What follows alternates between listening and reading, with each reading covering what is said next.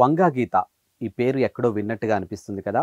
Exactly 2024 సార్వత్రిక ఎన్నికలు ఆంధ్రప్రదేశ్కి సంబంధించినటువంటి అంశంలో ఆంధ్రప్రదేశ్ అంతా ఒకెత్తైతే ఆ ఒక్క నియోజకవర్గం మాత్రం మరో ఎత్తులా కనిపించింది. అదే పిఠాపురం నుంచి వంగా గీత వైఎస్ఆర్సీపీకి సంబంధించినటువంటి ఎమ్మెల్యే అభ్యర్థిగా తాను అక్కడ బరిలోకి నిలవడం జరిగింది. At the same time Janasena అధినేత జనసేన అభ్యర్థిగా పవన్ కళ్యాణ్ కూడా పిఠాపురం నుంచే పోటీ చేయడం జరిగింది. సో వీరిద్దరి మధ్య పోటీ ఏ విధంగా ఉంది అనంటే దాన్ని మాటల్లో కూడా చెప్పలేమేమో అనే విధంగా అనిపించింది. ఎందుకంటే ఆంధ్రప్రదేశ్లో ఉన్నటువంటి అన్ని నియోజకవర్గాలు ఒకెత్తైతే ఒక్క పిఠాపురం మాత్రమే మరో ఎత్తులా కనిపించింది. ఎందుకు అంటే వైఎస్ఆర్సీపీకి సంబంధించినటువంటి హేమీలంతా కూడా పిఠాపురంలో దాదాపుగా కొన్ని నెలల పాటు పర్యటించి వంగా గీత తరపున ప్రచారం చేయడం జరిగింది. At the same time Pawan Kalyan గారికి ఉన్నటువంటి క్రేజ్ గురించి కూడా మనం ప్రత్యేకంగా మాట్లాడుకోవాల్సిన అవసరం లేదు. ఎందుకంటే ఒక స్టార్ హీరోగా తాను ఎదిగినటువంటి తీరు మనందరికీ తెలిసిందే. ఎట్ ద సేమ్ టైం ఒక రాజకీయ నాయకుడిగా తాను ఎదుగుతున్నటువంటి తీరు కూడా మనందరికీ తెలిసిందే. అటు రాజకీయానికి సంబంధించినటువంటి నేతలు, ఎట్ ద సేమ్ టైం ఇటు సినిమా రంగానికి సంబంధించినటువంటి ఆర్టిస్టులు అవ్వచ్చు, ప్రొడ్యూసర్స్ అవ్వచ్చు, డైరెక్టర్స్ అవ్వచ్చు, ఎవరైనా కానీ సినిమా రంగానికి సంబంధించినటువంటి ప్రతి ఒక్కరూ కూడా పవన్ కళ్యాణ్ గెలుపు కోసం పిఠాపురంలో దాదాపుగా కొన్ని నెలల పాటు ప్రచారం చేసినటువంటి తీరు కూడా మనందరికీ తెలిసిందే.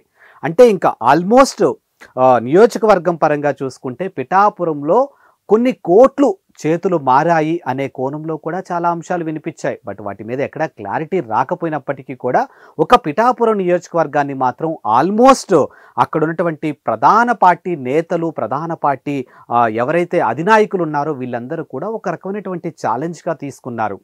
ఎట్టయినా సరే పిఠాపురాన్ని మేమే కైవసం చేసుకోవాలని వైఎస్ఆర్సీపీకి సంబంధించినటువంటి జగన్మోహన్ రెడ్డి వేసినటువంటి ప్లాన్స్ కూడా మనం చూసాం. ఎలా అయినా సరే పవన్ కళ్యాణ్ గతంలో 2019లో పోటీ చేసినటువంటి 2 నియోజకవర్గాల్లో ఆయన ఓటమి చెందారు కాబట్టి ఈసారి ఖచ్చితంగా ఆయన అసెంబ్లీలో అడుగు పెట్టాలని ప్రెస్టేజ్గా తీసుకున్నారు. ముఖ్యంగా పిఠాపురంలో ఖచ్చితంగా తాను గెలిచి తీరాలి అనుకున్నారు కాబట్టి ఆయన ప్రచారం కూడా జోరుగానే సాగింది.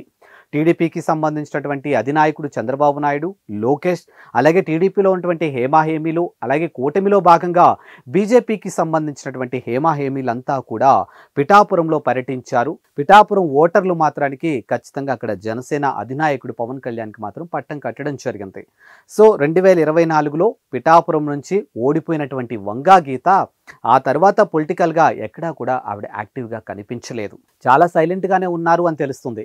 బట్ మొదటి నుంచి కూడా ఆమె కాపు సామాజిక వర్గానికి సంబంధించినటువంటి వ్యక్తి కాబట్టి మొదటి నుంచి కూడా జనసేన అధినేత పవన్ కళ్యాణ్ గారితో ఒక మంచి రిలేషన్ ఉంది అనేది మాత్రానికి మొదటి నుంచి కూడా మనకి వినిపిస్తున్నటువంటి అంశం.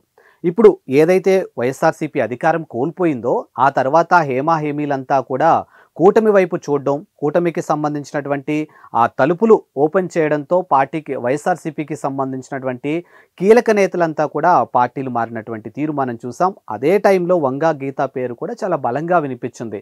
రానున్న రోజుల్లో వంగా గీత ఖచ్చితంగా జనసేనలో చేరబోతుంది అనేది ఒకటి చాలా బలంగా వినిపించినప్పటికీ కూడా ఎక్కడ వంగా గీత కానీ, వంగా గీతకి సంబంధించినటువంటి టీం కానీ, వంగా గీతకి సంబంధించినటువంటి ఆ పార్టీ వైఎస్ఆర్సీపీకి సంబంధించినటువంటి నేతలు కానీ, కార్యకర్తలు కూడా ఎక్కడా దీని మీద పెద్దగా స్పందించలేదు, ఎక్కడా పెద్దగా రియాక్ట్ అవ్వలేదు.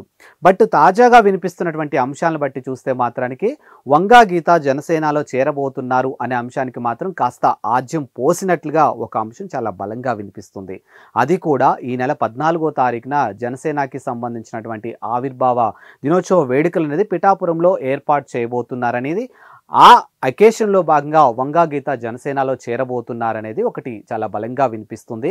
మరి నిజంగా ఇదే గనక నిజమైతే మాత్రానికి పిఠాపురం రాజకీయాలు కానీ, లేకపోతే ఆంధ్రప్రదేశ్ రాజకీయాలు కానీ ఖచ్చితంగా ఒక రకమైనటువంటి మార్పులు జరుగుతాయనేది చాలా ఎక్కువగా వినిపిస్తుంది. ఎందుకు వంగా గీతకి అంత హైపు? నిజంగానే వంగా గీత పార్టీ మారితే నిజంగా ఆంధ్రప్రదేశ్ రాజకీయాల్లో అంత మార్పులు చేర్పులు ఏముంటాయి అనే కోణంలో కూడా ప్రశ్నలు వినిపిస్తున్నప్పటికీ కూడా 2024 సార్వత్రిక ఎన్నికల్లో పిఠాపురం నుంచి వంగా గీతకు వచ్చినటువంటి హైప్ కానీ, వంగా గీత చేసినటువంటి క్యాంపెయినింగ్ ఏదైతే ఉందో, అంటే ఆమె ఒకానొక సందర్భంలో ప్రజల దగ్గర కొంగు చాచి నాకు ఓట్లు వేయండి, నేను ఇక్కడ లోకల్ బిడ్డని, దయచేసి నన్ను ఇక్కడే ఉంచండి, నన్ను బయటికి పంపించాలని చాలా ప్రయత్నాలు చేస్తున్నారని చెప్పి ఆమె కన్నీటి పర్యంతమైనటువంటి తీరు కూడా మనం చూసాం. కాబట్టి నిజంగానే మరి అదే జరిగితే మాత్రానికి అసలు ఆంధ్రప్రదేశ్ రాజకీయాలు నెక్స్ట్ ఏ విధంగా ఉండబోతాయి అనేది ఒకటి చాలా ఒక రకమైనటువంటి ప్రశ్నగా కూడా మనకి కనిపిస్తుంది.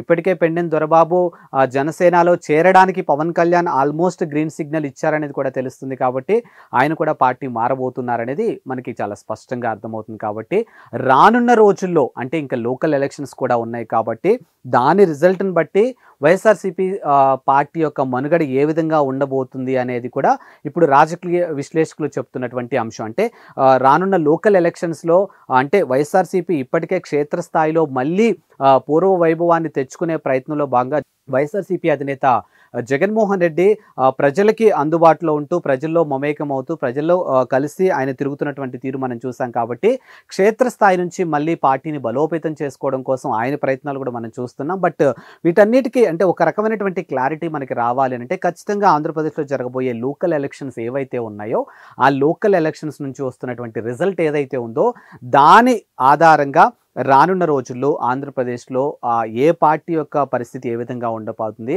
ఏ పార్టీ ప్రజల్లో ఎంతవరకు వెళ్ళింది, ఎంతవరకు ఉంది, కూటమి ప్రభుత్వాన్ని ప్రజలు ఎంతవరకు స్వాగతించారు, ఇలాంటి ఎన్నో అంశాలు తెలియాల్సి ఉంది.